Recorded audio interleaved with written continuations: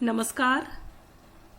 आज हम अरस्तू के नागरिकता संबंधी विचारों की शेष व्याख्या करेंगे और साथ ही उसके नागरिकता संबंधी विचारों की आलोचनात्मक मूल्यांकन भी करेंगे।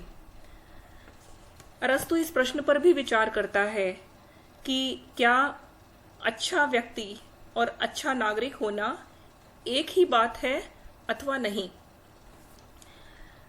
और अरस्तू के अनुसार यह आवश्यक नहीं है कि अच्छा व्यक्ति हमेशा ही अच्छा नागरिक भी हो या अच्छा नागरिक हमेशा ही सद्गुणी व्यक्ति भी हो, क्योंकि नागरिक के सद्गुण भिन्न प्रकार के होते हैं और अच्छे व्यक्तियों के, नैतिक व्यक्ति के सद्गुण भिन्न प्रकार के होते हैं।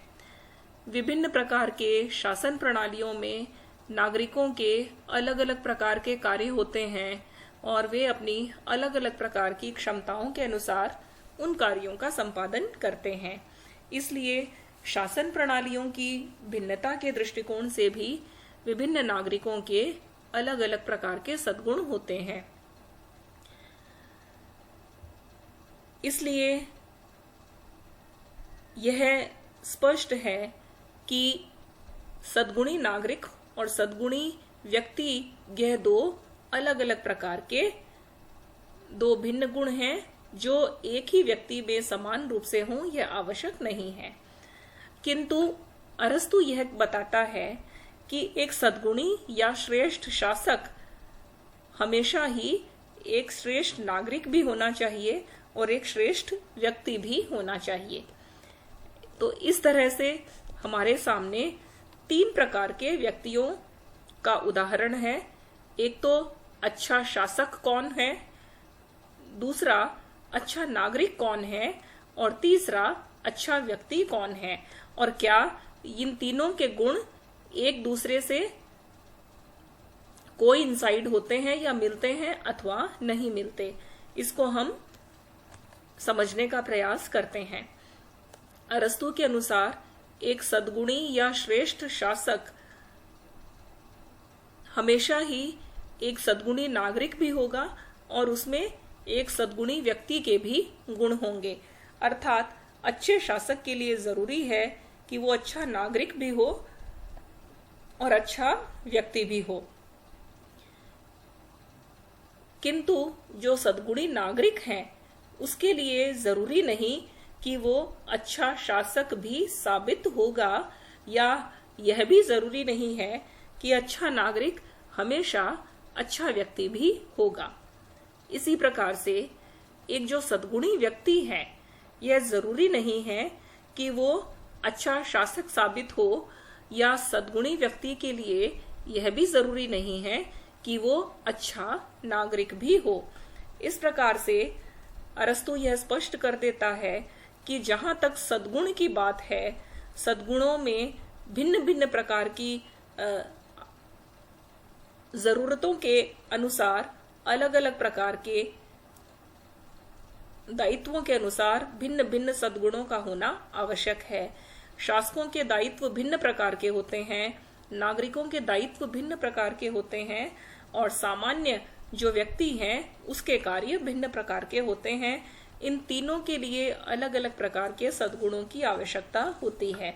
किंतु यदि एक श्रेष्ठ राज्य की दृष्टि से बात की जाए, एक जो आदर्श राज्य है, जो आइडियल स्टेट है, उसमें सभी नागरिकों के लिए जरूरी है कि वो सद्गुणी नागरिक हों, और आदर्श राज्य के सद्गुणी नागरिक हमेशा ही सद्गुणी व्यक्ति भी होने चाहिए। इस प्रकार यदि इस त्रिकोण में चौथा तत्व यदि आदर्श राज्य का भी जुड़ जाए, तब तो श्रेष्ठ शासक को श्रेष्ठ नागरिक और श्रेष्ठ व्यक्ति भी होना चाहिए, श्रेष्ठ नागरिक को श्रेष्ठ व्यक्ति भी होना चाहिए। इस प्रकार से विभिन्न राज्यों के संदर्भ में वह सद्गुणों की व्याख्या करता है और साथ ही यह भी बताता है कि भिन्न भिन्न शासन प्रणालियों में विभिन्न आवश्यकताओं के अनुसार कानूनों के आधार पर उत्तम नागरिकों का निर्माण किया जाना चाहिए। यदि हम तुलनात्मक विवेचन करें तो हम प्लेटो, अरस्तु और आधुनिक अवधारणा का तुलनात्मक विवेचन प्रस्तुत कर सकते हैं।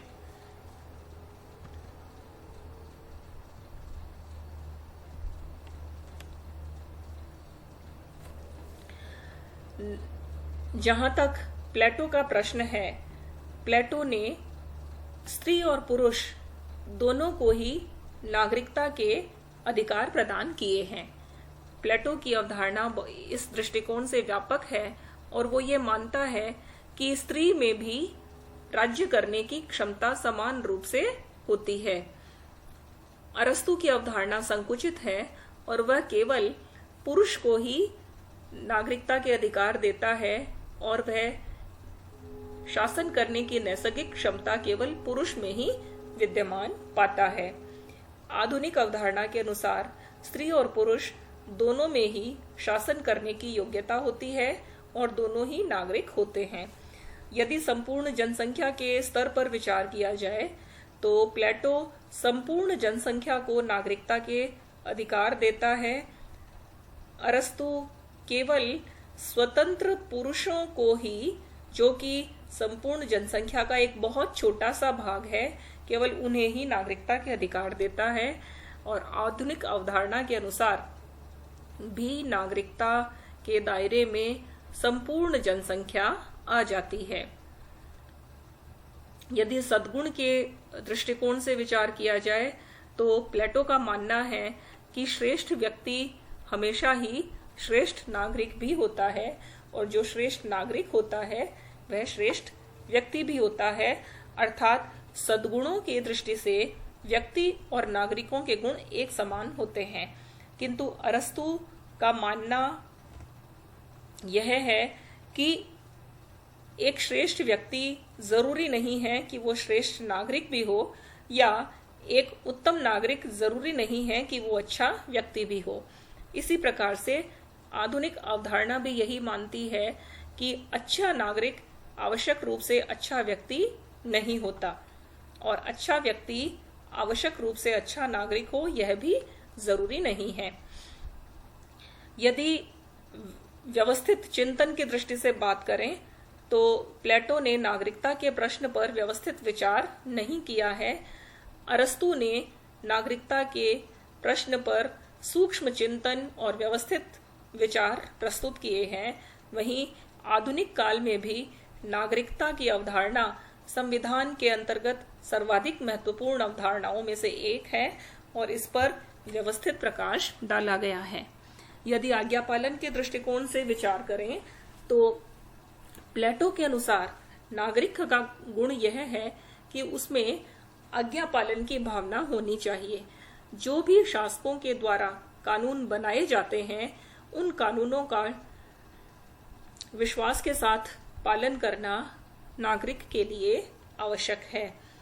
अरस्तु नागरिक के लिए यह आवश्यक मानता है कि उसमें सक्रिय सहभागिता होनी चाहिए।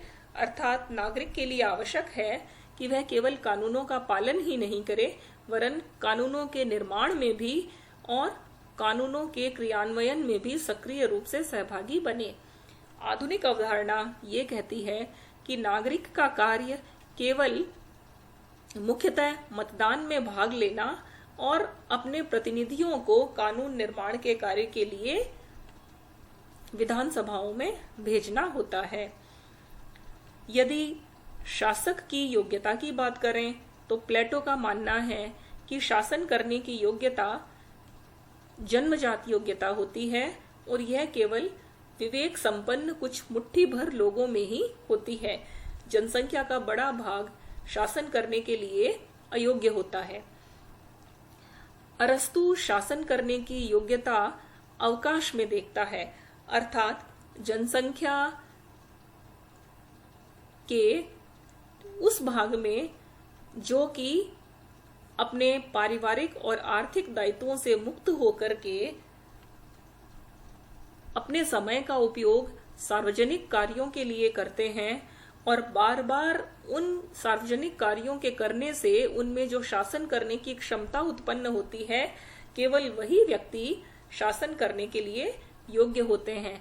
इस प्रकार जहां प्लेटो शासन करने की योग्यता को जन्मजात मानता है, वहां अरस्तु शासन करने की योग्यता को एक अर्जित गुण मानता है, जो कि उस वातावरण या उस परिस्थिति पर निर्भर करती है जो स्वतंत्र मनुष्यों को अवकाश के कारण प्राप्त होती है। आधुनिक अवधारणा इस प्रकार की किसी भी अर्जित या जन्मजात योग्यता की शर्त को स्वीकार नहीं करती। उसके अनुसार प्रत्येक व्यक्ति शासन करने के योग्य होता है। यदि नागरिकता की परिधि की बात करें तो प्लेटो के दृष्टिकोण से नागरिकता के अधिकार, व्यापक अधिकार संपूर्ण जनसंख्या को मिलते हैं। अरस्तु जनसंख्या के छोटे से समुदाय को देता है और बहुत संकीर्ण परिधि है नागरिकता की। और आधुनिक अवधारणा में भी नागरिकता की परिधि अत्यंत व्यापक है। इस प्रकार अरस्तु के नागरिकता संबंधी विचार प्लेटो और आधुनिक अवधारणा की अपेक्षा अधिक संकुचित है और उसमें यूनानी श्रेष्ठता और तत्कालीन यूनानी जीवन के बनाए रखने की उसकी जो प्रवृत्ति है, जो कि उसके दास्ता के सिद्धांत में भी अभिव्यक्त होती है, वही प्रवृत्ति उसके नागरिकता के परिभाषा में भी और उसके विश्लेषण में भी अभिव्यक्त हुई है। अरस्तु के नागरिकता सिद्धांत की विचारकों ने अनेक आधारों पर आलोचना की है। पहली आलोचना है कि यह एक संकुचित परिभाषा है और उसका कारण यह है कि एक तो वह सहभागिता को नागरिकता का आधार मानता है और जो व्यक्ति नागरिक कार्यों में सहभागी नहीं बनते, ऐसी अधिकांश जनसंख्या को नागरिकता के दायरे से बाहर रखता है। दूसरी आलोचना यह है कि यह आधुनिक प्रजातंत्रों पर लागू नहीं होती, जो कि करोड़ों की जनसंख्या वाले प्रजातंत्र हैं। वहां पर सभी लोगों को नागरिकता के अधिकार और ऐसी सक्रिय सहभागिता प्रत्येक व्यक्ति को नहीं दी जा सकती। बहुसंख्यक वर्ग अनागरिकों का होता है, जो कि राज्य के लिए खतरा बन सकते हैं, क्योंकि अधिकांश जनसंख्या जो कि नागरिकता के दायरे से बाहर है, उसकी आकांक्षाओं की पूर्ति यदि सरकार नहीं करती है, तो ऐसे वर्ग उन नागरिकों के दल के साथ मिल सकते हैं जो कि क्रांति का प्रयास करते हैं। इस प्रकार यह हमेशा ही आशंका बनी रहती है कि अधिकांश नागरिक राज्य के स्थायित्व के प्रति खतरा बन जाएंगे। अरस्तु की नागरिकता की परिभाषा बड़े राज्यों के लिए भी उपयुक्त नहीं है और यह केवल यूनानी नगर राज्यों के दृष्टिकोण से ही उपयुक्त हो सकती है। अरस्तु का नागरिकता के परिभाषा के दृष्टिकोण से धनिक तंत्रीय और अभिजात वर्गीय दृष्टिकोण है। वह केवल छोटे से संपत्तिशाली वर्ग को ही नागरिकता के अधिकार देता है और बड़े निर्धन समुदाय को नागरिकता के दायरे से बाहर रख करके संपत्ति के महत्व पर अनावश्यक बल देता है, जिसका कि सार्वजनिक सहभागिता से कोई विशेष संबंध नहीं होता। नारीवाद के अनुसार स्त्री समुदाय को नागरिकता के क्षेत्र से बाहर रखना स्त्री की मानसिक क्षमताओं का अपमान करना है और स्त्रियों को नागरिकता से बाहर रखने का अर्थ है आधी आबादी को नागरिकता के दायरे से मुक्त रखना। स्त्रियों की भलाई किस प्रकार से हो पाएगी, यह एक बड़ा प्रश्न चिन्ह लग जाता है। अरस्तु उन व्यक्तियों को नागरिक मानता है जो कि न्याय और विधि निर्माण में और विचार विमर्शात्मक कार्य में सक्रिय सहयोग देते हैं, जबकि वास्तविकता ये है कि न्याय का कार्य एक विशिष्ट योग्यता की मांग करता है और विधि निर्माण का कार्य एक अन्य प्रकार की क्षमता का मांग करता है। इस प्रकार से न्याय और कानून निर्माण दो भिन्न भिन्न प्रकार के विशेषज्ञता की अपेक्षा होती है, इसलिए इनके लिए भिन्न भिन्न व्यक्तियों को ही कार्य करना चाहिए। किंतु अरस्तु इन दोनों को ही सामान्य कार्य मान करके सभी नागरिकों को इन दोनों ही कार्यों के लिए उपयुक्त मान लेता है। एक और आलोचना ये है कि अरस्तु ने अधिकारों के स्थान पर कर्तव्यों पर बल दिया है। नागरिकों का कार्य केवल संविधान के द्वारा प्रदत्त कर्तव्यों का पालन करना है और संविधान की रक्षा करना है। नागरिकता की सर्वाधिक आलोचना अवकाश की अवधारणा को लेकर हुई है। नागरिक अपने नागरिकता संबंधी दायित्वों का निर्वहन तभी कर सकते हैं जब उन्हें पारिवारिक और आर्थिक दायित्वों से पूरी तरह से मुक्त कर दिया जाए और इन दायित्वों को करने का जो कार्य है वो दास करें। इस प्रकार से नागरिकों के कार्यों को दासों के ऊपर आरोपित कर दिया जाता है और अवकाश के नाम पर नागरिक पूरी तरह से अपने कर्तव्यों से मुक्त हो जाते हैं।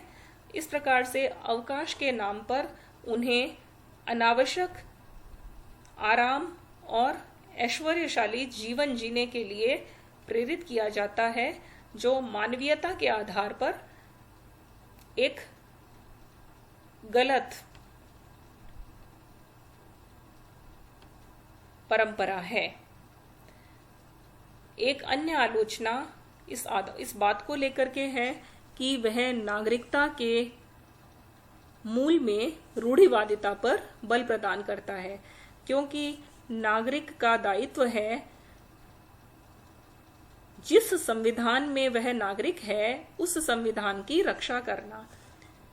यदि कोई संविधान विकृत संविधान है, यदि वो कल्याणकारी आदर्शों पर आधारित नहीं है, तो भी नागरिक का कर्तव्य यही है कि वह अपने संविधान की रक्षा करे। इस प्रकार से नागरिकों के कर्तव्यों के आड़ में वह रूढ़िवादिता को बल प्रदान करता है। और एक बड़ी आलोचना यह है कि अरस्तु राज्य के लिए व्यक्ति का बलिदान कर देता है। वह नागरिकता के नाम पर बड़ी जनसंख्या को नागरिकता के दायरे से बाहर रखता है और दासों को पूरी तरह से स्वामी के घर में बंधक बना करके रख देता है। स्त्रियों को नागरिकता के अधिकार से वंचित कर देता है और स्वयं नागरिकों को भी राज्य के लिए और उस राज्य के संविधान की रक्षा करने का साधन मात्र बना देता है। इस प्रकार वह राज्य के लिए नागरिकों का बलिदान करता है और नागरिकों के लिए अनागरिकों का बलिदान कर देता है। इस प्रकार से अरस्तु के नागरिकता संबंधी विचारों का अध्ययन करने पर यह स्पष्ट हो जाता है कि यहाँ फिर वह अपने यूनानी जातीय अहंकार और अपनी श्रेष्ठता की भावना से मुक्त नहीं हो पाता है। जिस प्रकार से उसके दास्ता संबंधी विचार एक ऐसी परंपरा को जो पूरी तरह से अवैध है उसे मान्यता दिलाने के लिए विभिन्न प्रकार के तर्क प्रस्तुत करता है, इसी प्रकार वह अपने नागरिकता संबंधी अवधारणा में भी उस संकीर्ण विचार का प्रतिनिधित्व करता है जिस पर पूरा यूनानी समाज खड़ा था। इसकी आधुनिक समय में किसी भी प्रकार से इसको स्वीकृत नहीं किया जा सकता। धन्यवाद।